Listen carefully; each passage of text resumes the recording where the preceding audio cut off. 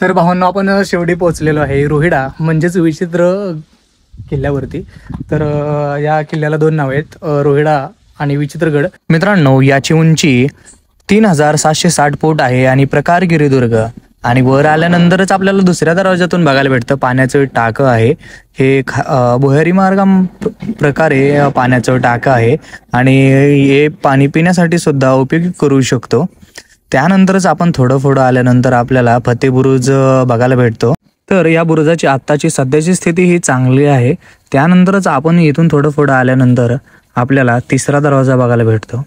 हा तिसरा दरवाजा खूप भक्कम आहे आणि यावरती आपल्याला कोरीव काम बघायला भेटतं. यावरती हत्ती कोरीव आहेत, शिलालेख आहेत. तर तिथून थोडंच पुढे आल्यानंतर आपल्याला सदरचं अवशेष बघायला भेटतात की यावेळेस इथं सदर होते. म्हणजे सदरचं जे अवशेष राहिलेले आहेत त्यामध्ये गवत ते खूप झालेलं आहे. त्यानंतर आपल्याला हा बुरुज बघायला भेटतो. बुरुजाच्या समोरच हनुमानाचं यांचं मंदिर आहे. जुनं मंदिर होतं पण हे नवीन बांधकाम आपण बघायला भेटतं. तर तुम्ही बघू शकता की या किल्ल्यावरती टोटल 6 बुरुज आहेत, 10 पाण्याचे टाके आहेत. मी तुम्हाला दाखवेलच. त्यानंतर आपल्याला सर्जा बुरुज बघायला भेटतो. मित्रांनो, या किल्ल्याची निर्मिती यादवकालीन आहे.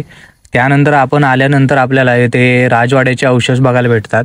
राजवाड्याचे अवशेष याचा इतिहास असा आहे, 1666च्या पुरंदरच्या तहानुसार हा किल्ला मोगलांच्या स्वाधीन केला होता आणि 24 जून 1670 रोजी शिवरायांनी हा किल्ला परत घेतला होता. कान्होजी यांनी तिथूनच थोडं पुढं आल्यानंतर आपल्याला त्या काळीचे मूर्त्या किंवा दगडावर कोरीव काम केलेलं आपल्याला बघायला भेटतं. शिवलिंग आहेत.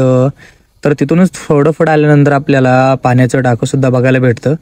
किल्ल्यावरती असे खूप पाण्याचे टाके आहेत. तर तिथं आपल्याला याच्या किल्ल्याचा नकाशा दिलेला आहे, त्याच्यावरती सर्व माहिती आहे. त्यानंतर रोहिडा उर्फ मल्लभैरव यांचं हे मंदिर आहे.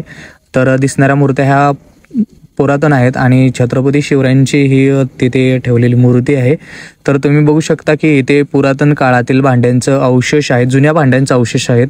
तर हे किल्ल्यावरील ज्यावेळेस निर्माण केला होता त्यावेळेसची भांड्याचा अवशेष इथे आपल्याला बघायला भेटतात. शिरवले बुरुज आहे.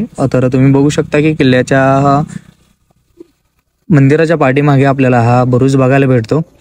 तर बुरुजाला जाण्याचा मार्ग आता बंद झालेला आहे. आपल्याला अवघड रस्त्यानं ह्या बुरुजावरती आपण जाऊ शकतो. त्यानंतर किल्ल्यावरचं सर्वात मोठं पाण्याचं टाकं हे आपल्याला बघायला भेटतं. म्हणजे आपल्याला तळं म्हणायला काही हरकत नाही, कारण की किल्ल्यावरील सर्वात मोठं हे ठिकाण आहे. त्यानंतर आपण दामडे बुरुज बघू शकतो. तर टोटल 6 बुरुज आहेत. त्यानंतर चुन्याचा घाणा. आपल्याला प्रत्येक किल्ल्यावरती गेल्यानंतर चुन्याचा घाणा बघायलाच भेटतो. चुन्याचा घाणा हा प्रत्येक किल्ल्यावरती असतोच. तर हा पण तुम्ही बघू शकता. त्यानंतर आपण पुढं आल्यानंतर आपल्याला पाण्याचं टाकं भेटतं अजून. तर मी प्रत्येक पाण्याच्या टाक्याचा व्हिडिओ शूट केलेला आहे आणि ते टाकलेलं आहे की तुम्ही बघू शकता की याचं पाणी कधीही संपत नाही आहे. तर पाटणे बुरुज किल्ल्याला पूर्णपणे सर्व ठिकाणी बुरुज बघायला आपल्याला भेटेल.